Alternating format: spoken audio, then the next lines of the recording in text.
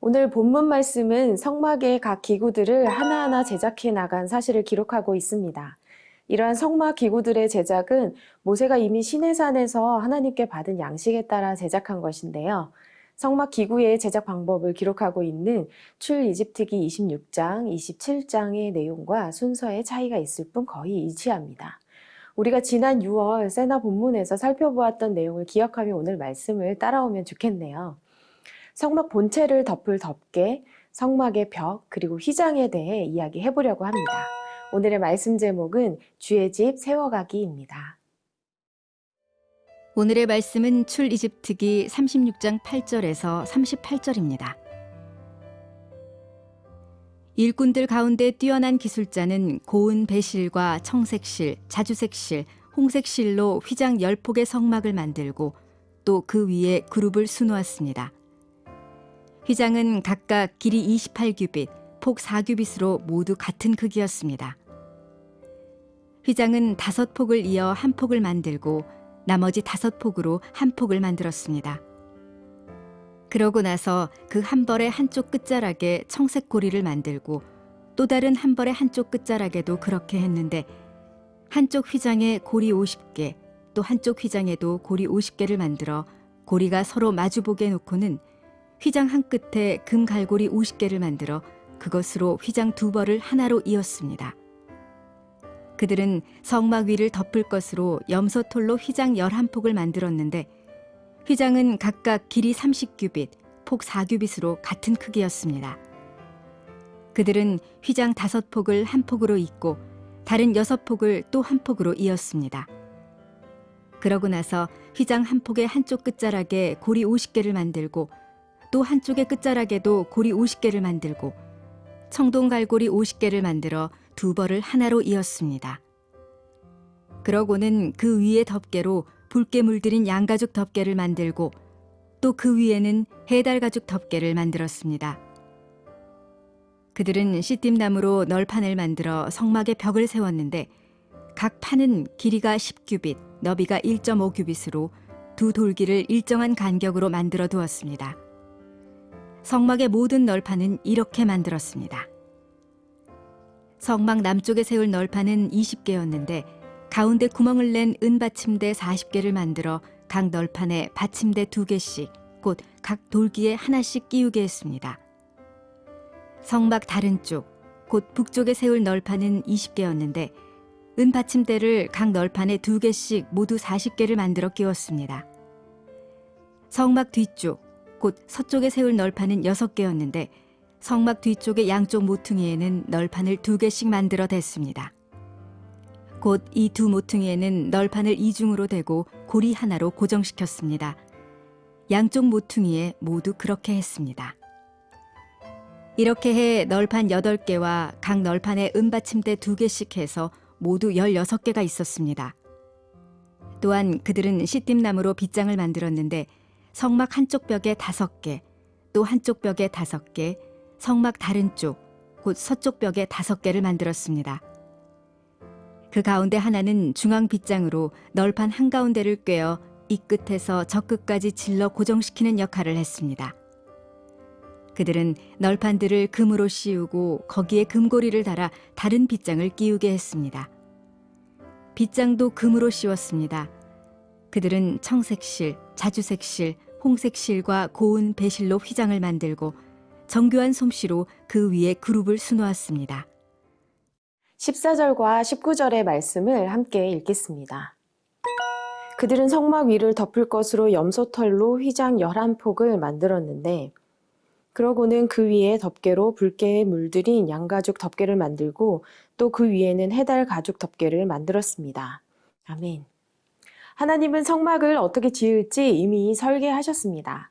모세가 시내산에서 40일 동안 성막 건축과 관련된 명령을 받게 되죠. 하나님께서는 건축 설계와 제조, 재료에 대한 지식뿐 아니라 뛰어난 기술자도 임명하여 주십니다. 그들을 통해서 성막을 덮는 사중 덮개를 안쪽부터 바깥쪽으로 진행하면서 다음에 재료로 덮개를 만듭니다. 가장 안쪽은 고운 배실과 청색실, 자주색실, 홍색실로 곱고 아름답게 짜고 그룹을 수놓았습니다. 중간 덮개는 염소털로 만들었는데 염소털은 낮에는 더위를 차단하고 밤에는 추위를 막는 역할을 합니다. 그 위로 붉게 염색한 순양 가죽과 검은색의 해달 가죽 순으로 이중으로 덧붙입니다. 그렇게 성막을 보호하게 되는데요. 화려하게 지은 이방 신전들에 비하면 성막은 아주 평범하고 보잘것이 없어 보입니다.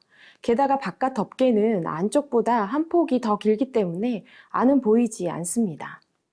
이사야 53장 2절의 말씀을 읽어볼게요.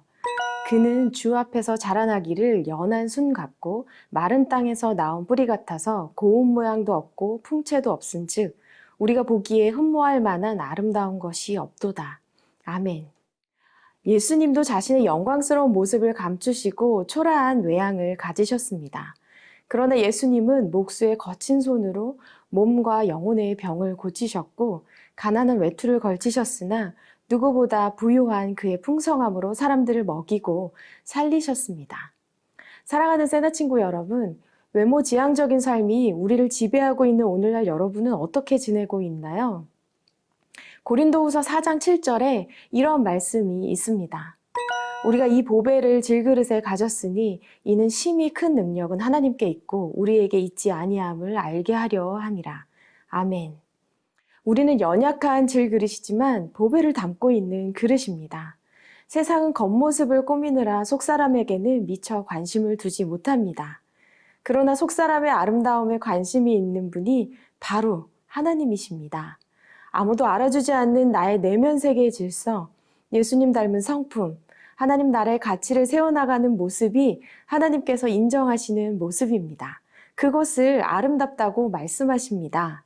여러분의 속사람이 아름다움을 잃지 않도록 날마다 말씀으로 아름다움을 지켜나가는 여러분 되기를 축복합니다.